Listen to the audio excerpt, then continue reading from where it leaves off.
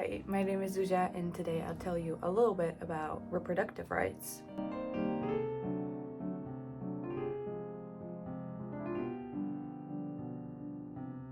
Let's start with something simple. So, what exactly are reproductive rights? I think reproductive rights in general is about taking ownership of your own body, getting to do what you want to do, not having other people make personal decisions for you. Reproductive rights are rights related to pregnancy, childbirth, and being able to decide if and when you want children. According to the Oxford Dictionary, reproductive rights are the rights of women as individuals to control and make decisions relating to reproduction and childbearing, especially with regard to contraception and abortion. And why are they so important? Well, to me, it feels like such a inherent part of a person's right in this world.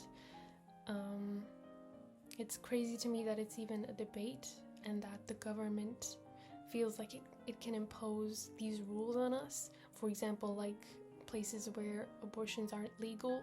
So yeah, I wish these topics weren't such a big taboo, because it's so natural to us, and it doesn't matter for what reason you're having sex, whether it's for love, for fun, or because you want to have children. I think we should all be treated with respect and dignity when it comes to this. Nowadays, we hear a lot about reproductive rights, but it's not a new concept at all.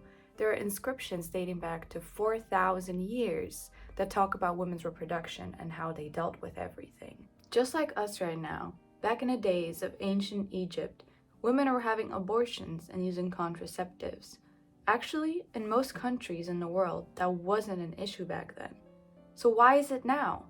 I believe it all comes down to the way women are seen in society. Most women are raised to believe their true role is that of wife and mother, but some women are questioning whether this is so.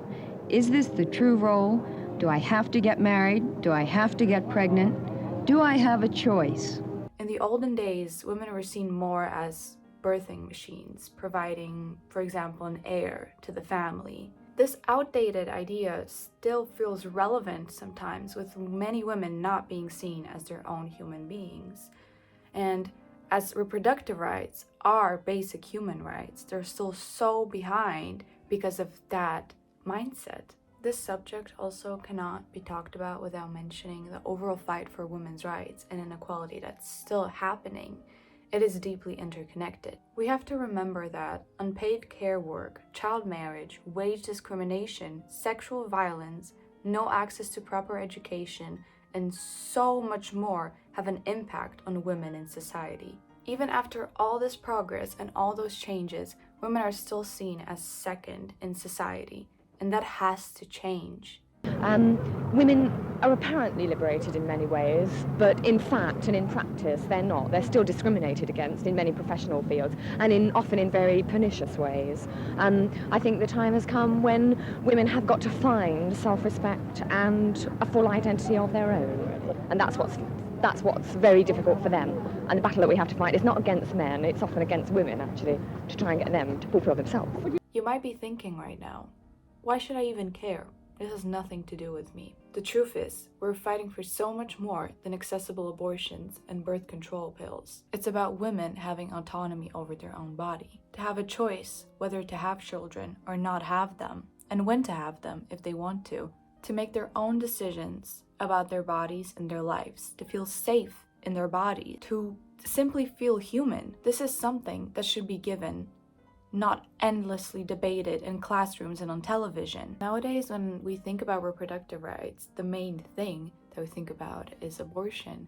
Restricting access to abortion does not prevent it, it just pushes it into the shadows. Women find ways, often resorting to unsafe procedures or even going to another country to get their abortion. That shouldn't be the case at all. We must ensure we can all get proper care without fear or judgment, because reproductive rights are basic human rights. But this issue goes even deeper than that. We have to look at it in an intersectional way. We reclaim the demands of reproductive justice that our Black foremothers named for us. The human right to own our bodies and to control our future. The human right to not have children. the human right to have children and to parent our children in safe and sustainable communities. Women of color experience reproductive rights differently, which is a disparity that is often overlooked. A while ago, I read in an article that Black women are almost 3 times more likely to die during pregnancy or delivery in the US. It shocked me. I couldn't believe that it is a real statistic. There's also the racial wealth gap. Women of color, particularly Black and Hispanic women, are more likely to experience economic disparities, making the cost of reproductive health care a heavier burden. Access to affordable contraception-safe abortion procedures becomes not just a matter of choice, but a question of economic justice. Women are not a homogeneous group. Our struggles are diverse. We cannot be selective when it comes to rights we advocate for. We have to fight for all women. As ridiculous as it will sound, women are real human beings. We have passions, we have aspirations, we have dreams. We're not only mothers, we're not only partners, we are so much more than that. And by granting us those rights, everything in our life changes. There's a big burden that is taken off our shoulders, since we don't have to think about those things constantly, since we feel safe in our own bodies. How many times your rights were debated in a classroom, on TV, on the radio, in books, in conversations you have at a bar? Those talks about reproductive rights or abortion or birth control seem so impersonal, but you have to realize that we're talking about real human beings and our lives and our decisions. Many times I felt like the conversation was about me, but I wasn't included. And this is so important to talk about it, but to talk about it including us as well. Macie prawo tak się czuć!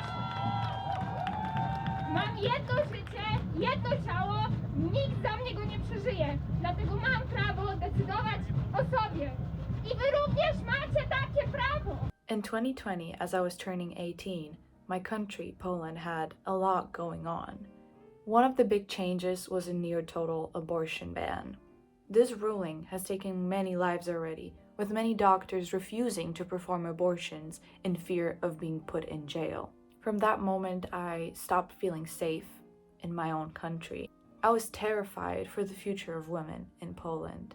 Bo jak już mamy aborcję, no to jesteśmy de facto zmuszane przepraszać, tłumaczyć się, co zrobiłyśmy, żeby nie zajść w ciążę, jak bardzo mamy trudną sytuację, że to w ogóle rozważamy.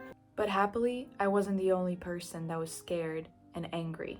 In October 2020, a strike called Strajk Kobiet happened in all major cities of Poland. In my hometown, Warsaw, over 100,000 people marched, not only for legal abortion, but also for women's rights. It was a life-changing experience for me, seeing it with my own 2 eyes.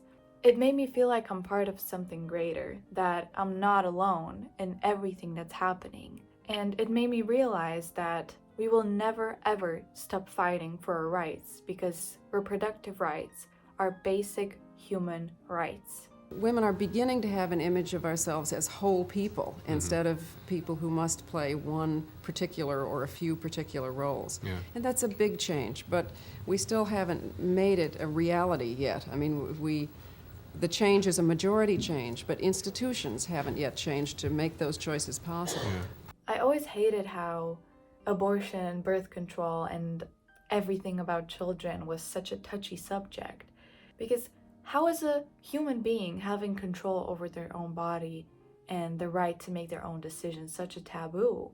Our bodies are not political playgrounds. They're not debates on TV. The fight for women's reproductive rights is a fight for human rights.